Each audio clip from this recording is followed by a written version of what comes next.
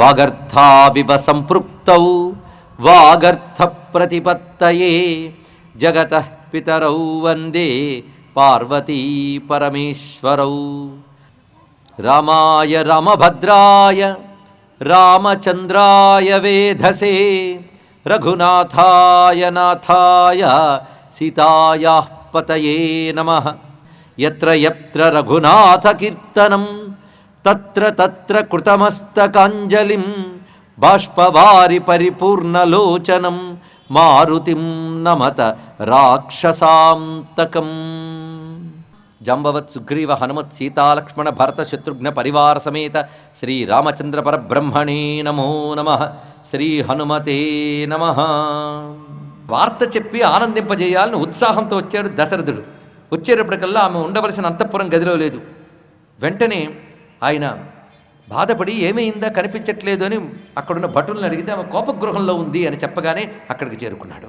ఆమె కోపంతో ఉన్నది. ఆ కోపంతో ఉన్నామని బుచ్చగించడానికి అతను పడ్డ పాటలన్నీ కాదు. అతను కొంతసేపు మాట్లాడలేదు. మాట్లాడకుండా ఉన్నటువంటి ఆమెని తిరిగి మచ్చిక చేసుకోవడానికి అనేక రకాలు మాట్లాడుతూ, నువ్వు నాకు ప్రాణాధికురాలివి, ప్రియమైన దానివి, ఏం జరిగింది నువ్వు నాతో మాట్లాడట్లేదు చెప్పు, నీకేదైనా కావాలనంటే నేను తప్పకుండా చేస్తాను, నేను చేస్తానని నీకు నమ్మకం కలగాలంటే ఎలా చెప్పాలి నీకు, నువ్వు ఏది కోరుకున్నా తప్పకుండా నెరవేర్చుతాను.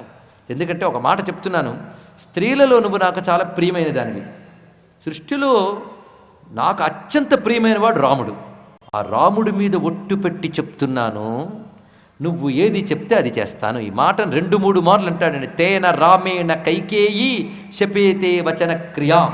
ఇది ముందు వరాలకి బద్ధుడవడమే కాదు, ఇప్పుడు ఈ మాట అన్నాడు, రాముడి మీద ఒట్టు పెట్టి చెప్తున్నాను, తే వచన క్రియాం, నీ మాటను తప్పకుండా చేస్తాను. అంతేకాదు ఎలాంటిదైనా చేస్తాను, నమ్మవా. కరిష్యామి తవ ప్రీతిం సుకృతే నాపితే శపే. మరొక మాట అన్నాడు ఇక్కడ, నీకు ఇష్టమైనది చేస్తాను, నా పుణ్యాల మీద ఒట్టు పెట్టి చెప్తున్నాను అన్నమాట. అంటే తాను చేసిన అన్ని పుణ్యకార్యాల మీద ఒట్టు పెట్టాడు. పుణ్యమైపోతే ఇంకేముంటాడండి. నిజానికి ఆయన చేసిన పుణ్యాలన్నీ కలిసిపోయి ఒక్క రూపంలో వచ్చి అతడి దగ్గరికి, అతడే రాముడు. ఇది తెలుసుకోవాలి, అతడి పుణ్యఫలం. అందుకే నా పుణ్యాల మీద ఒట్టుపెట్టి చెప్తున్నాను, నాకు అత్యంత ప్రీతిపాత్రుడైన రాముడి మీద ఒట్టుపెట్టి చెప్తున్నాను, నీకు ప్రీతి అయినది చేస్తాను అని వెంటనే ఎప్పుడైతే చెప్పాడో అంతవరకు మాట్లాడకుండా ఉన్న ఆమె లేచి అప్పుడు చెప్తోంది, ఇక్కడున్నటువంటి పంచభూతములు, సమస్త దిగ్దేవతలు, కనబడకుండా ప్రచ్ఛన్న రూపంలో ఉన్న దేవతాశక్తులు ఇప్పుడు రాజు చెప్పిన మాట విన్నారు కదా, ఇతడి సత్యానికి మీరే సాక్ష్యం ఉంది చూడండి. ఎందుకంటే దేవతలు ఎక్కడో గుళ్ళలోనూ ఉంటారు అనుకోవద్దు, లేని చోటు లేదు. ఇప్పుడు మీరు ఇక్కడ కూర్చున్నారంటే చుట్టూ దిక్కులు ఉన్నాయా లేవా అంటే దిక్పాలకులు ఉన్నారు, వాయువు ఉందా, అగ్ని ఉందా, దేవతలు ఉన్నారు. కానీ దేవతలు లేని చోటు లేదు.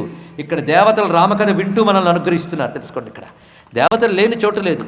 మంచి జరిగితే సంతోషిస్తారు, చెడు జరిగితే వాళ్ళు ఏదో రూపంలో శిక్షిస్తారు, వాళ్ళే సాక్షులు. అందులో అప్పుడు నాస్తికత లేని రోజులు కదా. అందుకు తల్లి చెప్తోందంటే తచ్చుండంతు త్రయస్త్రింశద్దేవా సాగ్ని పురోగమాహ, మొత్తం 33 దేవతలు కూడా వినండి. అంటే వసు, రుద్ర, ఆదిత్య ఇత్యాది రుద్రగణములు, ఆదిత్య గణములు, వసుగణములు, 33 దేవతలు. చంద్రాదిత్యౌ నభశ్చైవ, సూర్యచంద్రులు, ఆకాశము, గ్రహములు, రాత్రి పగలు, దిక్కులు, భూమి, గంధర్వులు, రాక్షసులు మొదలైన వారందరూ ఉంటారు సూక్ష్మ శరీరాలతో. వీరందరూ విన్నారుగా, వీళ్ళు సాక్షులు, వీళ్ళని కర్మసాక్షులు అంటారు. ఈ కర్మసాక్షులందరూ విన్నారు కదా. అంటే అప్పుడు ఒక్క చెడు పని చేయడానికి అంత భయపడేవారు. అది తెలుసుకోండి. ఆ సెన్సిటివిటీ మనకు అర్థం కాదు ఈ రోజుల్లో. తాను నిశ్చయించుకున్న మంచి పని చెయ్యకపోతే వీళ్ళందరూ సాక్షులు, చెడు చేసిన వీళ్ళే సాక్షులు. అందుకే వీళ్ళందరూ వింటున్నారు కదా. సత్యసంధుడైన, తేజస్వి అయిన, ధర్మజ్ఞుడైన ఇక్ష్వాకు వంశానికి చెందినటువంటి మహారాజు మాట్లాడుతున్నాడు, అతడి మాట నిలబెట్టుకుంటాడు అన్నది ఇక్కడే. ఇక్ష్వాకు వంశానికి చెందిన అని చెప్పింది ఎందుకంటే ఇక్ష్వాకు వంశంలో ఎవరు మాట తప్పలేదు. ఇప్పుడు ఈయన మాట తప్పాడా మొత్తం వంశ ప్రతిష్ఠ దెబ్బతింటుంది ఇక్కడ. అలా అతన్ని కమిట్ చేయించారంటారే, అలా నిబద్ధమయ్యేటట్టు చేసింది ఇక్కడ అంటూ అప్పుడు చెప్తుంది, రాజా నేనేమి పెద్ద కాని కోరికలేమీ అడగట్లేదులే, నువ్వు ఒకప్పుడు ఇస్తానన్నవి ఇప్పుడు ఇమ్మని అంటున్నాను. నువ్వు గుర్తుందో లేదో, ఆనాడు దేవదానవ యుద్ధంలో నేను నీకు సాయపడినప్పుడు 2 వరాలు నువ్వు ఇస్తే అవసరమైనప్పుడు అడుగుతానన్నాను, వాటి అవసరం ఇప్పుడు వచ్చింది. 2 వరాలు. అదేమిటి అంటే నువ్వు ఆ వరాలు కానీ తీర్చకపోతే నేను నా ప్రాణాలను త్యజిస్తాను. ముందు కండిషన్. ఒకటి, ఇప్పుడు రామచంద్రమూర్తికి అభిషేకం అనే వార్త నాకు తెలిసింది. అభిషేక సమారంభో రాఘవస్యోపకల్పిత అనేనైవాభిషేకేణ భరతో మేభిషిచ్యతాం. రాముడికి అభిషేకమని ఏ ద్రవ్యములు సిద్ధం చేశావో ఆ ద్రవ్యాలతో రేపటి రోజున భరతునికి అభిషేకం జరగాలి. వెంటనే దూతలను పంపించి పిలిపించు, అతను ఎప్పుడు వస్తే అప్పుడు జరగాలి. ఈ ద్రవ్యాలతో అతనికి జరగాలి. రెండవది ఏంటంటే నవపంచచ వర్షాన్ని, 9, 5 కలిపితే 14 వర్షములు దండకారణ్యమాశ్రిత చీరాజిన జటాధారి రామో భవతు తాపసః. నారచీరలు జడలు ధరించి రాముడు అరణ్యములో తపస్సిగా ఉండాలి. అంతేగాని అడవికి ఉచితమైనటువంటి నారచీరలు ధరించి జడలు ధరించి అక్కడ ఉండాలి. భరతో భజితా మధ్య యవ్వరాజ్యం అకంటకం. భరతుడు యవ్వరాజ్యాభిషిక్తుడు కావాలి. ఇది నా యొక్క కోరిక. తపోధనులు సత్యసంధులు అయినటువంటి ఇక్ష్వాకువంశంలో పుట్టినవాడవు గనక ఈ మాట అందరూ విన్నారు గనక రాజుకి ఇహము పరము లభించాలి అంటే సత్యవాక్పాలన ముఖ్యం గనక ఇంక నీ ఇష్టం అన్నది. ఎప్పుడైతే ఆ మాట అన్నదో వెంటనే మూర్ఛపోయాడు దశరథుడు. తర్వాత మేల్కొన్నాడు. నీ ఉద్దేశాన్ని మార్చుకో, మనసు మార్చుకో. లోకమంతా రాముణ్ణి కోరుకుంటోది, అది నా వ్యక్తిగతమైన కోరిక కాదు సుమా అంటున్నాడు. ఇక్కడ దశరథుడు అంటున్న మాట జాగ్రత్తగా వినండి. నువ్వు ఏదన్నా సరే నేను ఎలాగైనా పట్టాభిషేకం చేస్తాను అనలేదు ఆయన. మనసు మార్చుకో, మాట వెనక్కి తీసుకో అంటున్నాడే తప్ప నువ్వు ఎలాగైనా సరే నేను పట్టాభిషేకం చేస్తాను అనట్లేదు. ఎందుకంటే తాను సత్యం తప్పకూడదు, ఆమెకి ఇచ్చిన మాట నిలబెట్టుకోవాలి. ఎందుకంటే ఆనాడు దేవదానవ యుద్ధ సమయంలో ఇచ్చిన మాట అది వరం, ఇప్పుడు ఒట్టు చెప్పిన మాట కనుక సత్యం. అది తప్పితే తనకి ప్రమాదం, తన పూర్వీకులకు ప్రమాదం, రాముడికి ప్రమాదం. ఆ కారణం చేత అంటున్నాడు, నాకు మాత్రం ఇష్టం లేదు. ప్రతామ్యవా ప్రజ్వలవా ప్రణశ్యవా సహస్రసోవా స్ఫుటితాం మహీంవ్రజ నతే కరిష్యామి వచస్సు దారుణం మమాహితం కేకయ రాజవంశని. కేకయ రాజవంశంలో చెడబుట్టినదానా, నువ్వు ఎంత కోపంతో మండిపోయినా ముక్కలైపోయినా భూమిలోకి చీలిపోయినా సరే నేను ఈ దారుణ కృత్యం చెయ్యలేను. కాబట్టి నా మాట విని నువ్వు ఎలాగైనా మాట వెనక్కి తీసుకుంటూ ఏడుస్తూ ఆమె కాళ్ళ మీద పడబోయాడు మహారాజు. వెంటనే కాళ్ళని వెనక్కి తీసుకుందామే. యోచనమానమని ఎంత చెప్పినా తాను నువ్వు సత్యానికి కట్టుబడాలని చెప్తోందే తప్ప మరొక మాట లేదు. వశిష్ఠుల వారు ఇంకా తూర్పు తెల్లవారక ముందే అభిషేక ద్రవ్యములు మొదలైనవన్నీ సిద్ధం చేసుకుని ఇప్పుడు దశరథ మహీపతి రావాలి గనక దశరథ మహీపతి ఉన్నటువంటి కైకేయి గృహం యొక్క ద్వారం వద్ద నిలబడి ఉన్నాడు వశిష్ఠుడు, వామదేవుడు మొదలైన వారందరూ కూడా దివ్య ద్రవ్యములు పట్టుకుని నిలబడి ఉన్నారు. వందేమాగదులు స్తుతులు అయ్యాయి. మొత్తం పురప్రజలందరూ ఉత్సాహంగా రకరకాల కానుకలు పట్టుకున్నారు రాముల వారికి సమర్పించాలి అని. మొత్తం అయోధ్య అంతా క్రిక్కిరిసిపోయింది ప్రజలతో. అనేక దూర ప్రాంతాల వాళ్ళు వచ్చారు, ప్రభువులు వచ్చారు, అనేక మంది వచ్చారు. దూరం నుంచి రాగలిగిన రాజులు వచ్చారు. వాళ్ళందరూ కూడాను రకరకాల కానుకలు తీసుకుని వచ్చారు. ఇటువంటి పరిస్థితుల్లో లోపల రాజుగారు ఇంకా రావట్లేదు. లేకపోతే ఈ సమయానికి వచ్చి అన్ని ఏర్పాట్లు జరగాలి, ఇంకా రావట్లేదు. సూర్యోదయానికి ఇంకా ఎక్కువ సమయం లేదు. వశిష్ఠుల వారికి కంగారు వచ్చింది, ఇంకా రావట్లేదేమిటని. ఈ సమయంలో మంత్రుల్లో గొప్పవాడు ఆయన వచ్చాడు, సుమంత్రుడు. వచ్చిన వెంటనే వశిష్ఠుల వారు, సుమంత్ర ఇంకా రాలేదు దశరథుడు, కారణం ఏమిటో నువ్వు కనుక్కో అన్నారు. అప్పుడు లోపలికి వెళ్ళాడు సుమంత్రుడు. వృద్ధుడైన సుమంత్రుడికి మాత్రమే అంతఃపురంలో కూడా అనుమతి లేకుండా ప్రవేశించగలిగిన అధికారం ఉందండి. అందుకు వశిష్ఠుల వారు కూడా వెళ్ళలేచ్చునండి. మర్యాదలు, రాచరికపు మర్యాదలు. ఒక పదవిలో ఉన్నవాడి దగ్గర అనుమతి లేకుండా ప్రవేశించకూడదు కదా. అలాంటిది ఆ మర్యాదలు ఎలా ఉంటాయి? ఒక సుమంత్రుడికి మాత్రమే ఆ అధికారం ఉంది గనక వశిష్ఠుల వారు సుమంత్రుల వారిని లోపలికి వెళ్ళమన్నారు. సుమంత్రుడు లోపలికి వెళ్ళాడు. ఆ సమయం ఎలా ఉన్నదంటే ఇంకా తెలతెలవారుతున్న వేళ గనక వెలుగు స్పష్టంగా లేదు. రాత్రిపూట చిన్న చిన్న దీపాలు అక్కడక్కడ ఉన్నాయి. కొంత మసక వెలుతురు ఆ గదిలో వ్యాపించి ఉన్నది. కొంతమేర వెలుగు, కొంతమేర చీకటి అలా ఉన్నది. అక్కడ ఆసనంపై కూర్చుని అలాగ తల వాల్చి కిందికి తల వంచి ఉన్నాడు దశరథుడు. అది చూసి బయట వశిష్ఠుల వారు ఎదురు చూస్తున్నారు, ప్రజలందరూ ఎదురు చూస్తున్నారు. ఈయన ఇంకా రాలేదేమి, ఇంకా తయారు కాలేదేమి అన్నాడు ఇక్కడ. అప్పుడు ఆ పక్క ఆవిడ మాట్లాడింది, నిన్న రాత్రంతా నిద్ర లేదు, ఎందుకంటే ఇవాళ కొడుకు పట్టాభిషేకం అని రాత్రంతా ఉత్సాహంతో నిద్రపోలేదు, కాబట్టి ఇంకా నిద్ర మత్తు వదలకి ఇలా ఉన్నాడు ఆయన అని చెప్తే, రాజు చెప్తే వింటానన్నాడు ఆయన. చూడండి ఇక్కడ నువ్వు మాట్లాడడం కాదు, రాజు మాట్లాడాలి అంటే. వెంటనే అప్పుడు అంటున్నాడు, ధర్మబంధేన బద్ధోస్మి నష్టాచ మమ చేతన. నేను ధర్మపాశంతో బంధింపబడ్డాను. ధర్మపాశం, ధర్మానికి కట్టుబడిపోయాను. ఇది పాశంలా నన్ను బంధించేసింది. ఇప్పుడు నష్టాస మమ చేతన, నా బుద్ధి పనిచేయడం లేదు.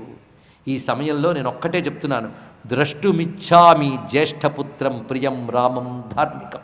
నా పెద్ద కొడుకు ధార్మికుడు, నాకు ప్రియమైన వాడు రాముడిని చూడాలనుకుంటున్నాను, తొందరగా వెళ్ళి తీసుకురా. ఇది కైకేయి అన్నది విన్నావా ఆయన చెప్పినది. అందుకే తద్గచ్చత్వరితం సూత రాజపుత్రం యశస్వినం రామమానయ భద్రంతే నాత్ర కార్యా విచారణ.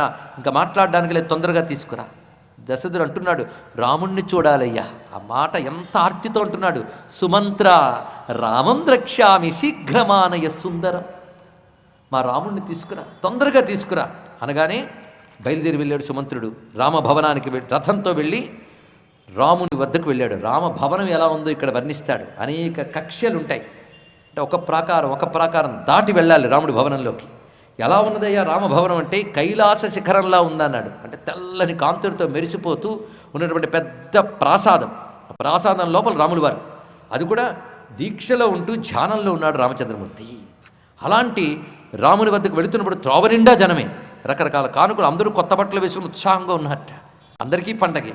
వాళ్ళందరినీ చూస్తూ ఉత్సాహంగా వెళ్ళాడు సుమంత్రుడు. ఎందుకంటే ఆయనకి ఏం విషయం తెలియదుగా ఇంకా. ఉత్సాహంగా వెళ్ళాడు సుమంత్రుడు. ఎందుకంటే ఆయనకి ఏం విషయం తెలియదుగా ఇంకా. తిన్నగా వెళ్ళి రామచంద్రమూర్తితో, ఇదిగో నాన్నగారు రమ్మంటున్నారు అనగానే సిద్ధం అని చెప్పి తాను సుమంత్రునితో పాటు రథం ఎక్కాడు. రథం అయోధ్యలో వెళుతోంది. ఇప్పుడు అయోధ్య మార్గంలోంచి రథం వెళుతుంది. రాముడి కోసం అందరూ భవనం దగ్గర ఎదురు చూస్తున్నారు రాముల వారిని చూడాలి అని. ఇప్పుడు రాముల వారు రథం ఎక్కారు. సుమంత్రుడు రథం నడుపుతున్నాడు. వెనకాల లక్ష్మణస్వామి వస్తున్నాడు. ఆ రథం కదులుతోంది. అత్యద్భుతమైన సన్నివేశాన్ని ఇక్కడ ఇస్తున్నాడు వాల్మీకి. చాలా ఏకాగ్రంగా వినవలసిన అందమైన శ్లోకాలు ఇక్కడ కనబడుతున్నాయి. నహి తస్మాన్ మనః కశ్చిత్ చక్షుషీవా నరోత్తమాత్ నరశక్నోత్యపాకృష్టం అతిక్రాంతేపి రఘవే. నిజానికి ఈ అధ్యాయాలన్నీ మధురంగా ఉంటాయి, కానీ సమయాన్ని దృష్టిలో పెట్టుకుని కొన్ని మనం చెప్పుకుంటున్నాం. ప్రతి వాళ్ళు రాముడు సుమంత్రుడు లోపలికి వెళ్ళాడు కనుక రాముడు వస్తాడని అందరూ భవనం వైపు చూస్తూ ఉన్నారు. ఇప్పుడు అనుకున్నట్టే రాముడు వస్తున్నాడు. ఆ రాముడిని చూడాలని మొత్తం మార్గములకు ఇరుప్రక్కల అందరూ క్రిక్కిరిసిపోయారు. పైన కోటలపైన మేడలపై నిలబడి చాలామంది చూస్తున్నారు. రాములు వారు రథం మీద వస్తూనే చిరునవ్వుతో అందరినీ చూస్తున్నాడు. అందరూ వస్తున్న రాముడిని అంత దూరం నుంచి చూస్తున్నారు. దగ్గరికి వస్తూ ఉంటే చూస్తున్నారు. రామరథం దాటి వెళ్ళిపోతుంటే దాటిపోయిన రథం వైపు చూస్తున్నారు, కానీ కళ్ళు తిప్పుకోలేదు అన్నాడు ఇక్కడ. ఒకసారి రాముడిని చూస్తే కళ్ళు తిప్పుకోలేము, అటువంటి స్వరూపం ఆయనది. అందుకే వాళ్ళందరి స్థితి నరశక్నోత్యాకృష్టం అతిక్రాంతేపి రాఘవే. అతిక్రాంతేపి రాఘవే అంటే రాముడు తమను దాటిపోయిన వాళ్ళు చూపు మళ్ళీ వెనక్కి రావట్లేదు. రాముడు వెళ్ళిన దిక్కును చూస్తారు ఉండిపోయేట. ఇక్కడ హృదయాన్ని తాకేలాంటి అద్భుతమైన శ్లోకాన్ని ఇస్తున్నాడు. సంస్కారవంతులైన రామభక్తుల హృదయం కదిలిపోతుందండి. అంత అద్భుతమైన శ్లోకాన్ని ఇస్తున్నాడు వాల్మీకి. పరిశీలిద్దాం శ్లోకం. యశ్చ రామం నపశ్యత్తు యంచ రామో నపశ్యతి నిందిత సవసే లోకే స్వాత్మాప్యేనం విగర్హతే. ఎవడు రాముని చూడడో, ఎవరిని రాముడు చూడడో వాడు బ్రతుకున్నా వ్యర్థమైన వాడే. ఇది ఒక్క. ఎవరి రాముని చూడరో, ఎవరిని రాముడు చూడడో, ఇది ఒక్కటి తెలుసుకోవాలి. ఇంకా రాముడు అంటే ఎవరు? భగవంతుడు. ఇది ఒక్కటి అర్థం చేసుకుంటే మానవ జన్మ పొంది కూడా ఎవడు భగవంతుడి వైపు దృష్టి పెట్టడో, ఇది మొదటిది. రెండవది, ఆ భగవంతుడు అనుగ్రహం ఎవడికి దొరకదో వాడు తన జన్మ వ్యర్థం చేసుకున్నవాడే. ఇది వాల్మీకి మొత్తం మానవ జాతికి చెప్తున్నాడు. మానవ జన్మంటూ పొందేక తమలో ఆత్మగా ఉన్న పరమాత్మను తెలుసుకోవాలి. కనుక ముందేం చెప్పాడు? ఎవడు రాముని చూడడో అని మొదటి వాక్యం. రెండవ వాక్యం రాముడు ఎవడిని చూడడు అనేది రెండవ వాక్యం. ఎంత గొప్పగా చెప్పాడు. రివర్స్లో రాలేదు, చూడండి, జాగ్రత్తగా వినండి. ఎవడు రాముని చూడడో మొదటి వాక్యం, ఎవరిని రాముడు చూడడో రెండో వాక్యం. అంటే ముందు మనం రాముడిని చూడాలి, తర్వాత రాముడు మనల్ని చూస్తాడు. మనం రాముడిని చూడాలి అంటే మన దృష్టి, మన సాధన భగవంతుడు వెళితే అప్పుడు భగవంతుడి దృష్టి మన వైపు వస్తుంది. మన దృష్టి భక్తి, ఆయన దృష్టి దయ. ఇది తెలుసుకోవాలి ఇక్కడ. మనం భక్తితో భగవంతుడిని ఆశ్రయిస్తే ఆయన దయతో అనుగ్రహిస్తాడు. మనకు భక్తి లేక, ఆయనకి దయ లేకపోతే మన బ్రతుకు వ్యర్థము. ఇది చెప్తున్నాడు ఇక్కడ. స్వాత్మాప్యేనం విగర్హతే. అత్యద్భుతమైన మాట అన్నాడు ఇక్కడ. వాడు ఆత్మేవాడిని తిడుతుంది అయ్యా అన్నాడు. అంటే రాముడు అనుగ్రహానికి నోచుకోకపోతే వాడు ఆత్మేవాడిని తిడుతుంది అంటే అర్థం ఏంటి? మానవ జన్మ దొరికింది అంటే ఈ జన్మలో మనం తరించడానికి ఉపాయం చూడాలి. అది కానీ చేసుకోలేదనుకోండి, మన ఆత్మమైన ఓరి భ్రష్టుడా, ఈ జన్మ కూడా వ్యర్థం చేసుకున్నావా, మళ్ళీ నీకు పుట్టుక, చావు, నరకము, స్వర్గము ఇవి తప్పవు అని తిడుతుంది ఆత్మ. చూడండి ఇక్కడ అంత గొప్ప మాట. అందుకే మానవ జన్మ అంటూ పొందాక రాముణ్ణి చూడాలి. చూడడం అంటే దృష్టి పెట్టాలి. ఎవడికి రాముడిపై దృష్టి ఉండదో, ఎవడు రాముడు దృష్టికి నోచుకోడో వాడు బ్రతుకున్నా వ్యర్థుడే.